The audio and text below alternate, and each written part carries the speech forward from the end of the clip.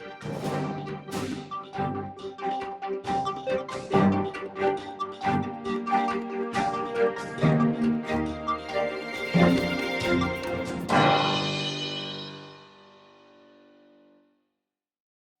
you know someone, or are you personally battling a drug and alcohol addiction? Why are so many people addicted today? And why have so many people died as a direct result of this disease? If you've been affected by this problem and want answers like we do, then join us in our efforts to face this disease. Our purpose is to examine the truths, expose the lies, and uncover and provide resources to this affliction. Come, join us in this journey.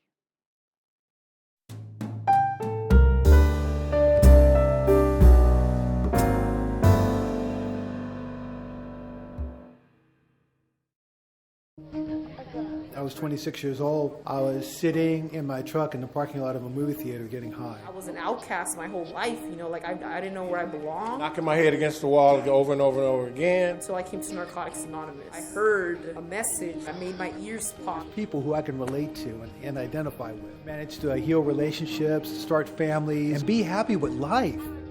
Drug problem? We can help. We've been there. Narcotics Anonymous.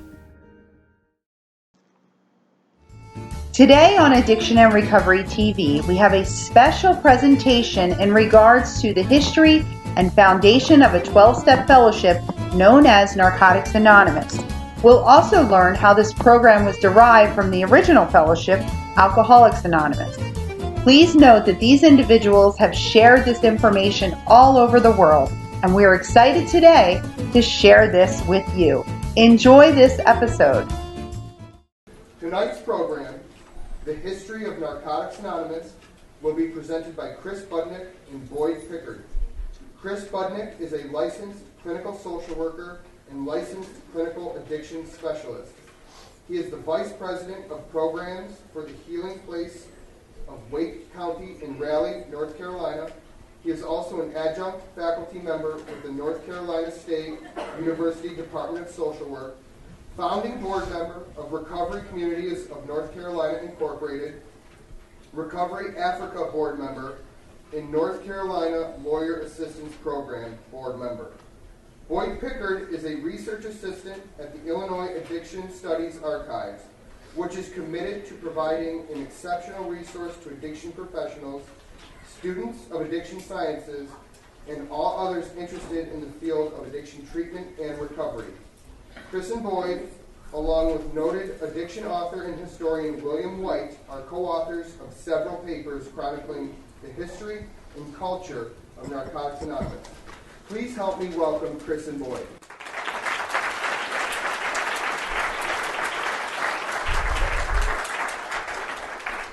Wow, thank you. Can you guys hear me?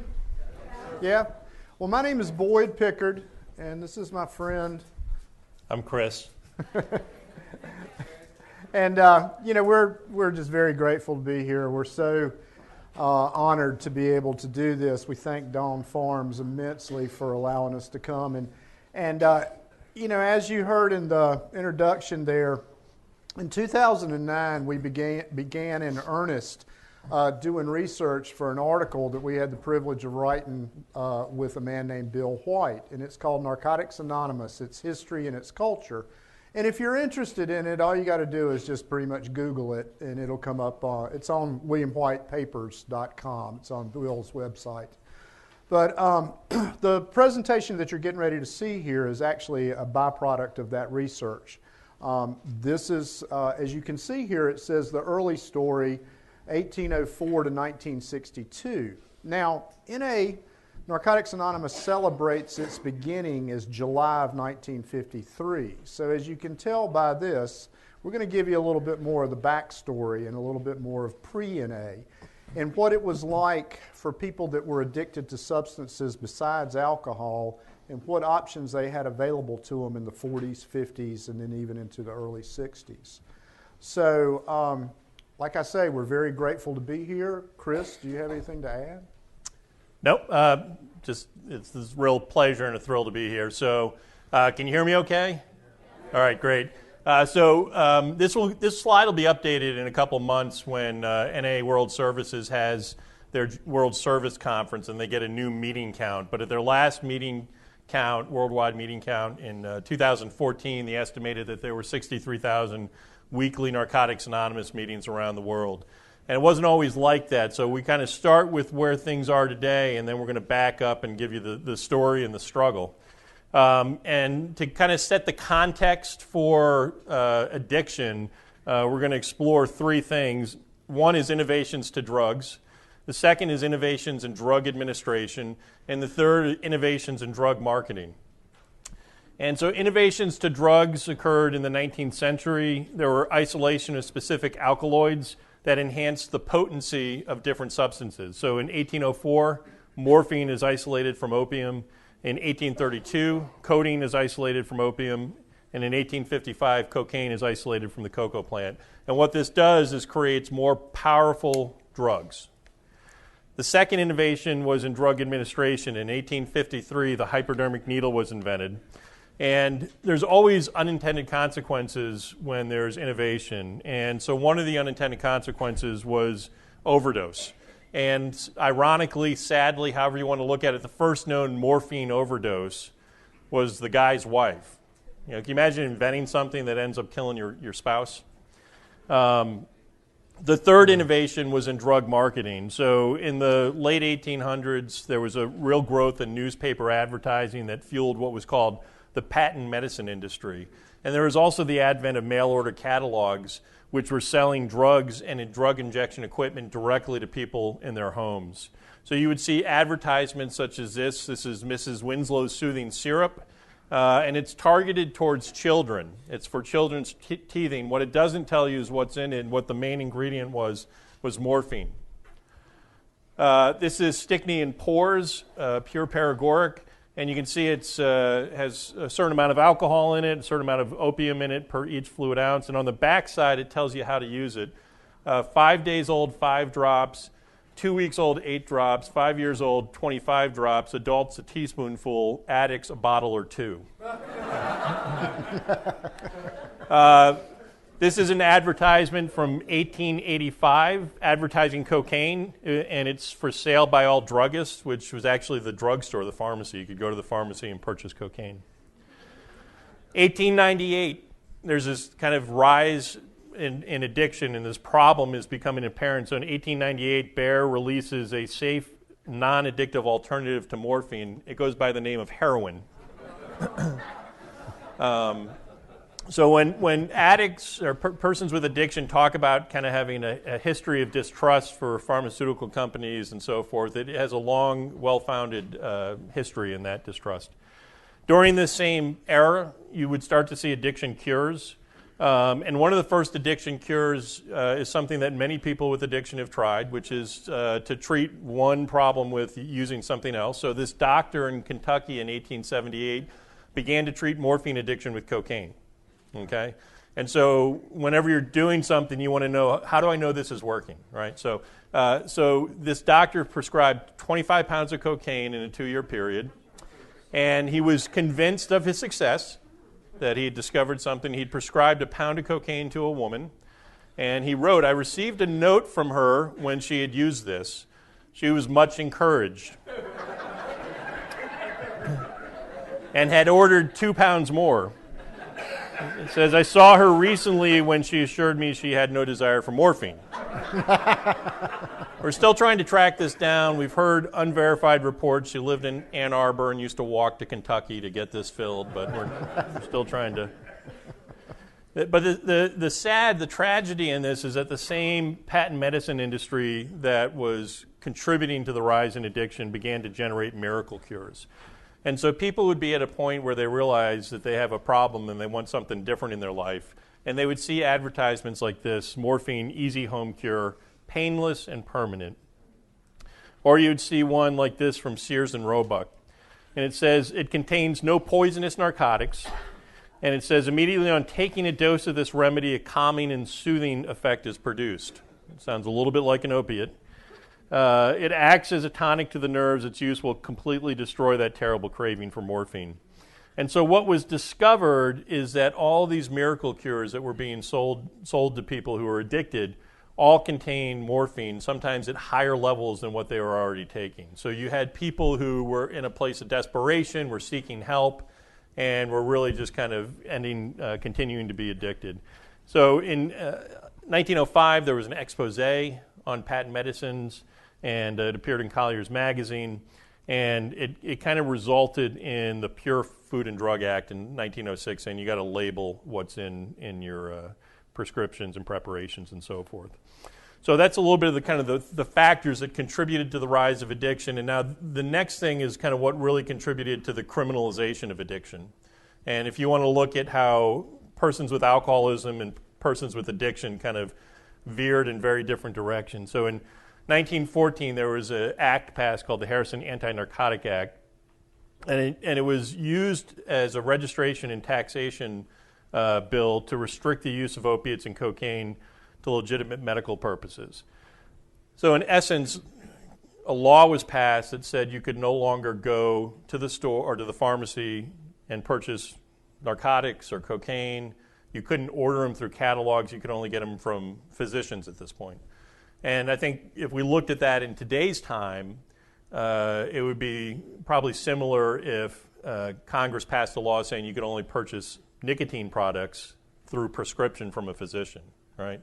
Yeah. It would completely change the way an entire population has access to substances that they've become dependent upon.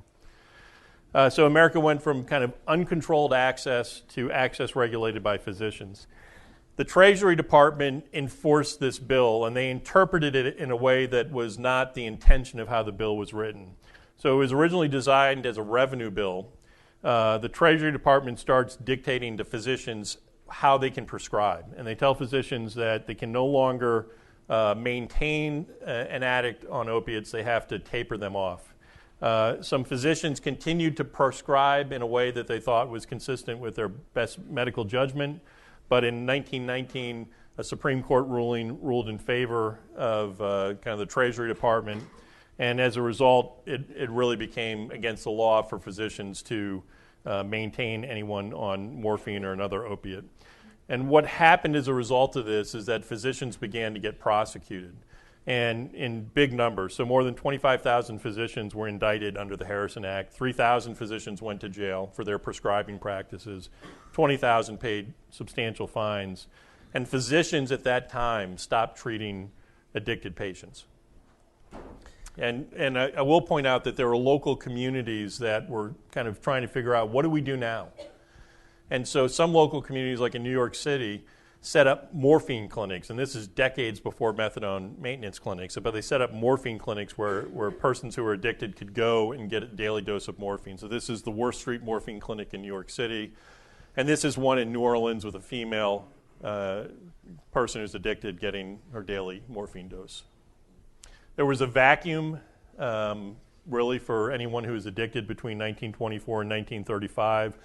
The federal government had come in and said you can't have morphine clinics, and those closed down. There was a collapse of private treatment facilities. There was increased prosecution and incarceration of addicts.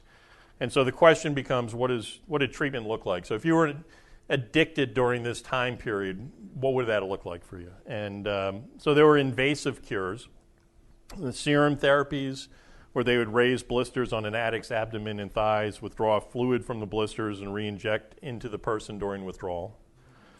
There were bromide sleep treatments where 1 in 5 who took it ended up dying from the treatment.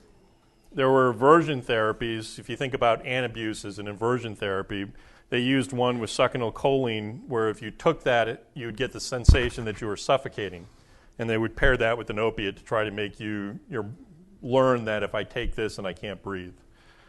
There was more kind of invasive trends in many places, but in North Carolina, where Boyd and I come from, there was sterilization for what was termed the mentally unfit, and this disproportionately impacted women, particularly women who were institutionalized and could only guarantee their voluntary freedom and release if they agreed to have a hysterectomy or be sterilized. There were insulin therapies at that time for morphine addiction where you would inject enough insulin to kind of induce coma. There was electric shock therapies, such as this person with addiction at the narcotic farm in Lexington. And then some of the most invasive would be the psychosurgery or lobotomies that were applied to many people who were deemed mentally unfit. Wow. Well, as a consequence of the Harrison Act in 1914, in the federal prisons, there started becoming a new type of prisoner, and that was the people that were addicted to opiates. And the wardens just really did not know how to handle this new population of criminals. They really were kind of at a loss with it. And so some very powerful wardens lobbied Congress, and obviously Congress thought it was a good thought because in 1929 they passed a law for the creation of what they called a U.S. public health narcotics farm, one in Lexington, Kentucky, and then one also in Fort Worth. And in 1935, the U.S. Public Health Hospital in Lexington opened up. Now, this is an interesting institution. Let me tell you guys why. Because it was under the U.S. Public Health Hospital ran it, but it was also a federal prison.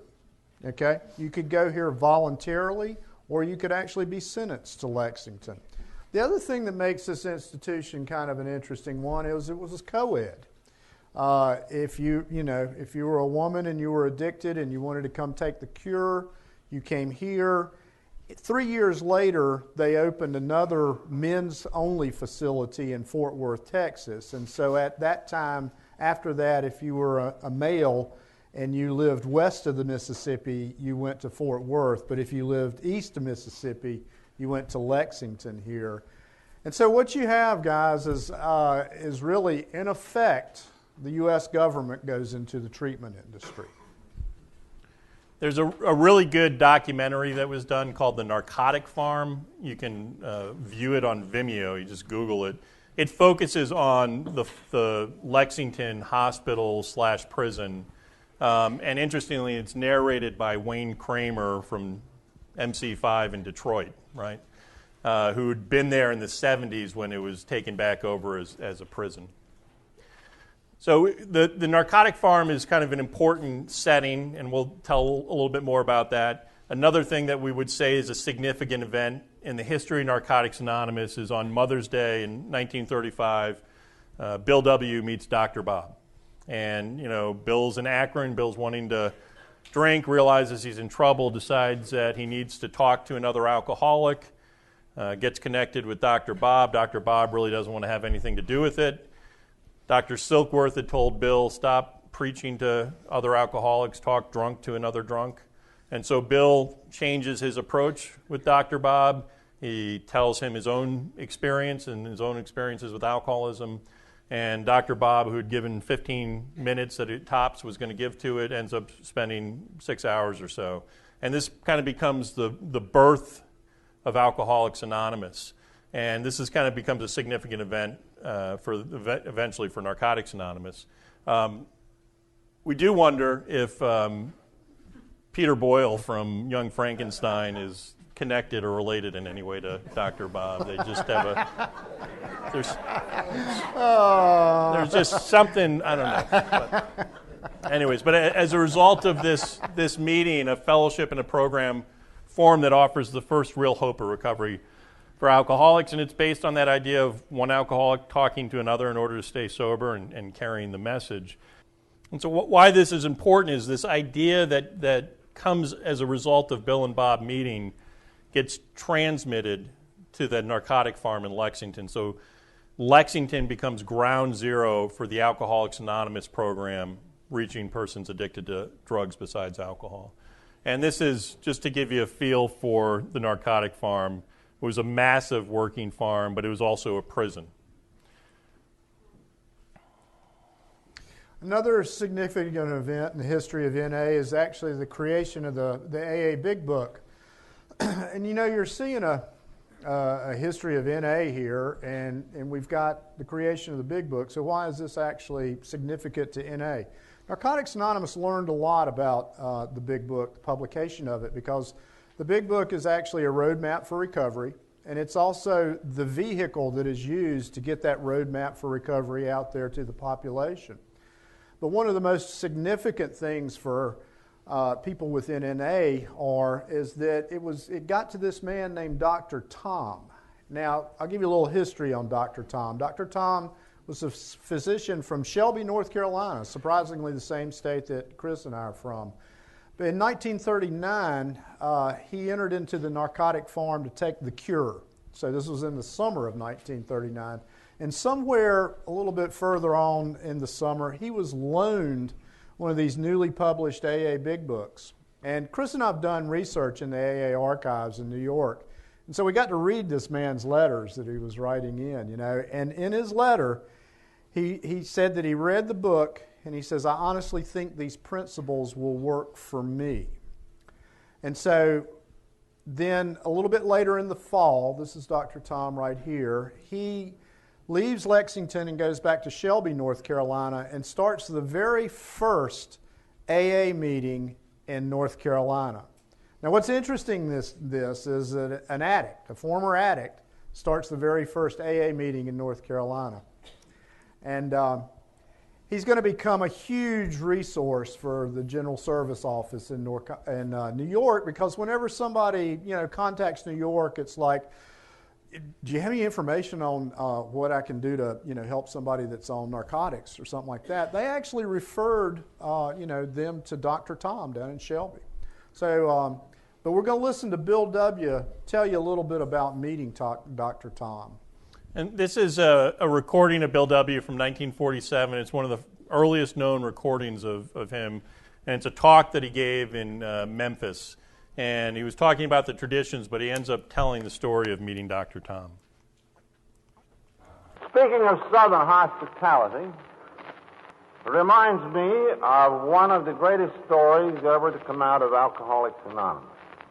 One day, our central office in New York received a letter from a man who was an inmate of the Lexington place for drug addicts.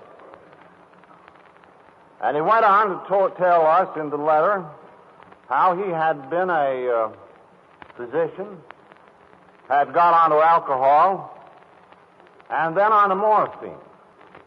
And that while there in the asylum, someone had written him about AA, and he had been reading this AA book of ours. And he said, of course I used to be an alcoholic, but now I'm an addict of some 12 years standing. But I do see hope for me in this philosophy of yours. And when I get out of here, I'm certainly going to try it. Well, subsequently, our office struck up a correspondence with him.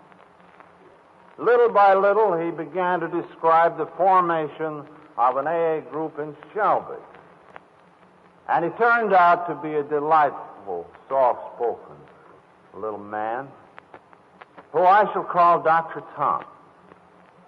I found that Tom was rather reluctant to talk about what he had done in Shelby.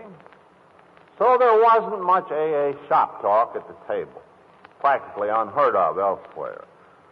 And I wondered myself if dope had a humbling effect. If so, I think that some of us alcoholics should have taken more of it. But the crux of my story turned around what happened the following morning. Somebody called up from the lobby and said, do you mind, Bill, I'd like to drop up and tell you a few things about Dr. Tom. Do you realize that when that man came back here to this little town, can you possibly comprehend what the stigma was upon him? The stigma of both alcohol and morphine. People were so afraid that they hardly spoke to him on the street. And he said, I am sorry to say that even the drunks of Shelby were snobbish, saying that they weren't going to be sobered up by no damn drug addict. Well, little by little he started to work, and little by little he began to succeed. Tom now has been made the head of our local hospital. He probably has the largest medical practice in this county today. All of this accomplished in 3 years from a start way behind the line. And we have a yearly custom in this town in which all of its citizens take a vote on which one of them has been the most useful individual to the community in the year past. And last spring, Dr. Tom was almost unanimously nominated as the most useful citizen of the town of Shelby. So this is Dr. Tom. The award that he was given was actually Man of the Year of the Lions Club in 1943. But the moral of that story right there is that Dr. Tom went to Lexington. He took the cure. He came back and he started, his recovery through the 12 steps of AA. And in 3 short years, he started to turn his life around. Eventually, his practice came on to blossom, and he was actually the head of the hospital in that area. So he's a huge success story. We put him in here because he's actually the very first person known to be addicted to a substance besides alcohol and to use the 12 steps of AA for his sustained recovery throughout his life. And I usually like to say that's pretty important for folks that are in Narcotics Anonymous, because he taught everybody that it wasn't just alcohol that you could use these steps to recover from. So I think we ought to give a big clap for Dr. Tom.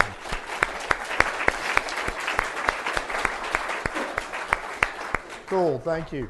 Another significant event in the history of NA is actually the creation of the AA Grapevine.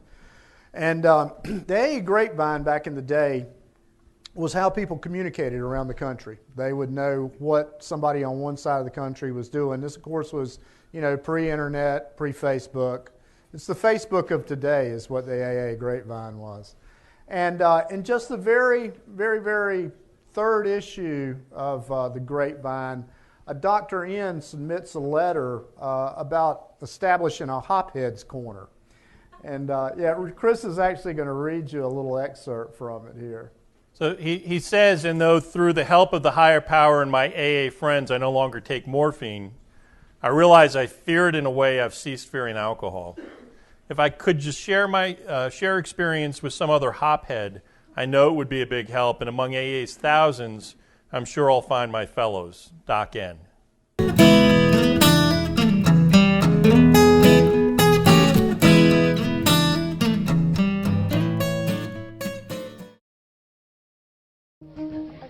I was 26 years old. I was sitting in my truck in the parking lot of a movie theater getting high. I was an outcast my whole life, I didn't know where I belonged. Knocking my head against the wall over and over and over again. So I came to Narcotics Anonymous. I heard a message that made my ears pop. People who I can relate to and identify with. Manage to heal relationships, start families, and be happy with life.